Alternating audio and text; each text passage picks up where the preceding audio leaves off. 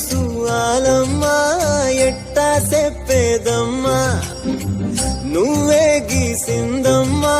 మాట్లాడే ఈ బొమ్మ నా తలపై చెయ్యే పెట్టి నీ కడుపుల పేగును అడుగు మన ఇద్దరి నడు మన ముడిగేందో అది గొంతెత్తి చెప్పుతాది ఎనుకోవే దునియాతో నాకేంటమ్మా నీతో ఉంటే సాలమ్మా